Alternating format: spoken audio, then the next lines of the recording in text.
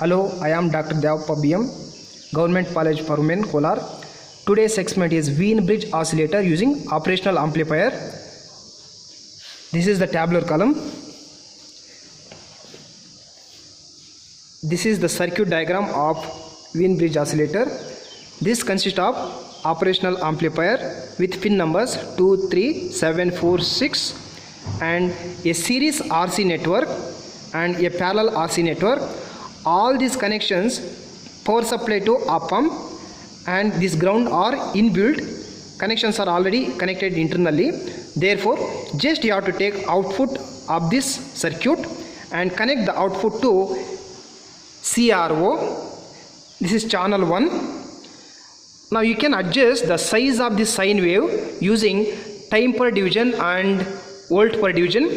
You can increase or decrease the width using time per division, or you can increase or decrease the height of the sine wave using volt per division.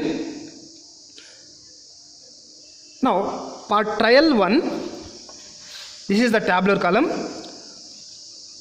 R1 is 2.2, R1, R2 all are equal 2.2 into 10 power 3 and capacitance is 0.01 microfarad. So this is the knob kept at R1 position. The sine wave is obtained and the peak to peak length is measured from this point to this point. This is 1.6. 1.6 is multiplied by time per division 0.1 millisecond. The values are entered like this, and this is theoretically calculated value using F is equal to 1 by 2 pi RC. The horizontal length is 1.6, that is multiplied by 0.1 millisecond, and now period is 0.16 and 10 power minus 3. Frequency is 6250 Hertz. This experimentally observed frequency is compared with the theoretically measured frequency. Now for second trial, this knob is set for R2.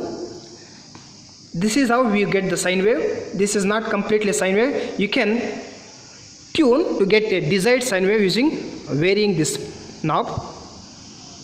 Now you have obtained clear sine wave. You can increase or decrease the width. So this is how you increase the width. Now width decreased. You can increase height using this, or you can decrease height using this volt per division. Now measure peak to peak length moving X position, and you can also move Y position to set it to origin. Now peak to peak length here is 3.3. 3.3 is multiplied by 0.1 millisecond. This is how you get second trial. Now calculate theoretically observed value, and this is compared with the experimental observed value. Now you can also set it for third trial. Set this knob to R3 position.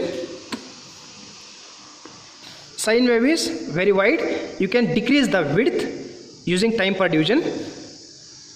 So height seems okay.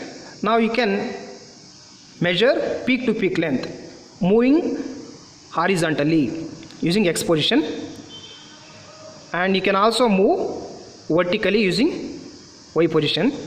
Bring it to origin. Now measure peak to peak length is 2.4 multiplied by 0.2 millisecond. This is observed in time per division. Now enter these readings. Now similarly repeat it for fourth trial. Set this knob to R4. You get sine wave like this, and you can move to the proper position using X position or Y position. Now measure peak to peak length 1, 2, 3, 4, 4.6 multiplied by time per division 0.2 millisecond. Enter all these readings. Experimental observed values are calculated like this. Period is equal to length into time per division, and frequency is 1 by T. Now measure this, and you can also calculate theoretically frequencies using formula F is equal to 1 by 2 pi RC for all the 4 trials. This is how you obtain different trials. This is how you calculate it. Theoretical calculations, these are experimental calculations. Finally, you can watch two columns, theoretical frequency and experimental frequencies. These values should be nearly equal.